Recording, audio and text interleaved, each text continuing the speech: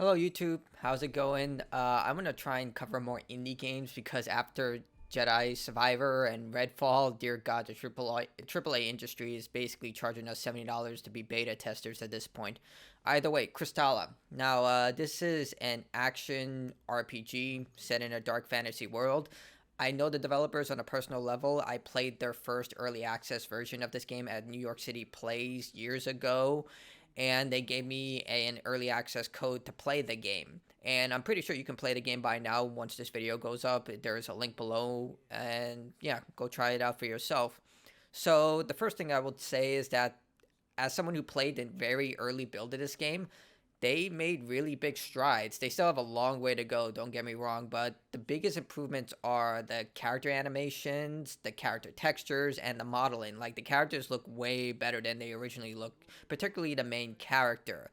The biggest thing they have to work on is definitely the sound design. Sound isn't programmed correctly in this demo. Basically, sound won't play for certain animations and actions such as fatal blows during gameplay or when you're walking. Only the right foot for some reason works, but when you sprint, both the right and left foot work. There's also performance issues, so that's expected. This is a very small team, so of course they're going to have to polish a lot of things off, and they don't have a budget like EA, so they have to really work on doing it themselves. But the gameplay is solid. I would say like they took a combination of both Bloodborne and Dark Souls in terms of how the combat system works. It's definitely fast paced and encourages you to be aggressive. So you have 3 meters. You have a health meter, a stance meter, a posture meter, and then you have a magic meter. So there's no stamina meter. You can hit as much as you want, but the thing is the posture meter is where it's at. Similar to Sekiro, once you break an opponent's posture, you can deal a fatal blow. That also goes for you. I haven't seen an enemy deal a fatal blow to me, but it definitely makes sure that you can't block anymore. Now you have two defensive options. You can block with your shield, or you can parry. Parrying works where you time your shield bash, allowing you to parry the enemy, reducing their posture significantly. You can reduce their posture by hitting their weapon and by hitting themselves. So once you break it, you can deal a fatal, usually final blow. I kind of really like that idea. It's something in Dark Souls that I was always very iffy about the idea when you stab someone through their chest with your sword and it just does, kind of moderate damage. But here it's definitely shown as a fatal blow. Currently they have two fatality moves. Definitely the stomp one is my favorite. It's pretty violent where you stab and then you stomp the creature's head into the ground. But the combat definitely has seen a massive improvement. Magic is still incredibly overpowered. In the original build it was, but in this game, unlike Bloodborne, where if you're aggressive enough, you can regain lost health. So if you get hit and you hit back at the right time, you can regain your health to a certain degree. Here, it's all about regaining magic. The more hits you land, the more magical points you get back, and you can deal some really significant damage with the magic abilities. Maybe it needs a bit of fine-tuning because magic is seriously overpowered here. You can demolish entire enemy fields with this. I will say that I think the environment is too big in the sense that maybe they can close it a little. There's a lot of empty space around the traversable areas. Like a large portion of it just seems like it's just white noise in a lot of ways when it comes to traversing.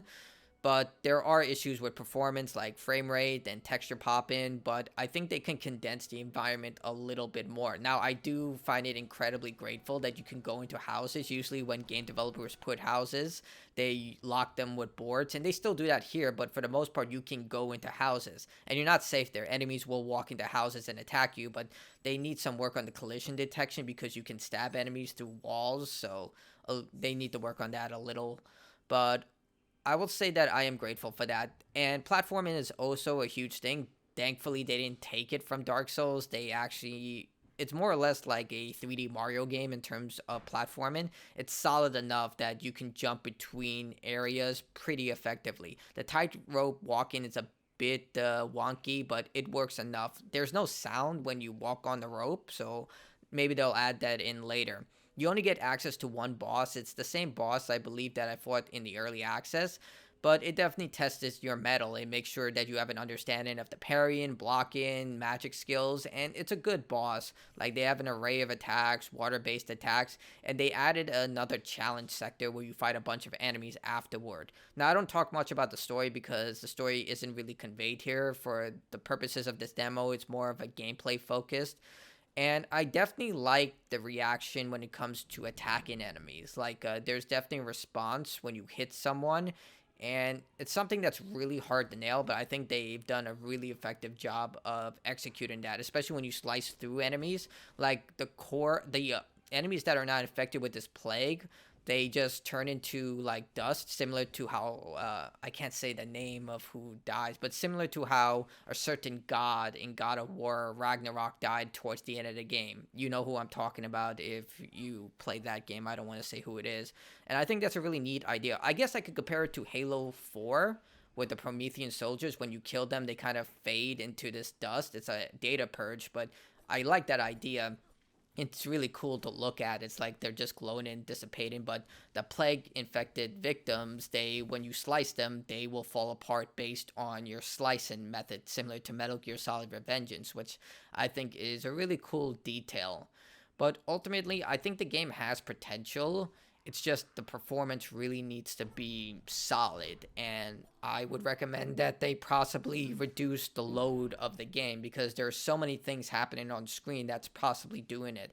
Like, there are a lot of little plants, there's particle effects, there's a lot of stuff going on, and maybe reducing that might ensure that the textures load much quicker, or maybe you don't have as much slowdown. Or I did find that putting it into window mode does resolve a lot of these performance issues, but it's not foolproof. Overall, it definitely has promise, and coming from a very small team, it is definitely very impressive. Like I said, with Star Wars Jedi Survivor and Redfall, Last of Us Part 1, you see these 100-man teams from billion-dollar corporations. They release games that are simply so broken that it just boggles the mind. The fact that 4 people made this game and it performs, even though it has performance issues, I would argue it performs way better than Star Wars Jedi Survivor, which I'm replaying right now. Overall, I'm actually really impressed by this. Yeah, I know it's not a huge AAA game, but coming from 4 people making this game is pretty extraordinary. They definitely need a lot more work, and it's going to be an uphill battle, but nevertheless, they know what makes a good Souls-like. Granted, I haven't beaten Dark Souls 2 yet, or Sekiro, but I've played all the other From Software games and an array of other Souls-like The Surge, what else? Sinner Sacrifice for Redemption, an underappreciated game. So I would say I have a moderate understanding of a Souls-like game, and they definitely know what people want from it. Heck, they even replicate the stat building system while also adding their own tweaks to it, such as having a crafting system where you can use resources in order to build your character further. The armor and weapon options have a pause screen, actually, something I know is highly debated within the Souls franchise. I personally welcome it when you need to pause the game. But yeah, it's definitely a lot of promises going into this game, and it could be executed well. It just needs time, and it needs a lot of, dedication to it. Either way, if you want to check it out yourself, the project, I will link it below, including the Kickstarter, if you want to go the extra mile for these developers. Until next time, like the video if you like it, dislike it if you dislike it. I'll see you all next time. Jedi Survivor review coming soon, and that's it from me.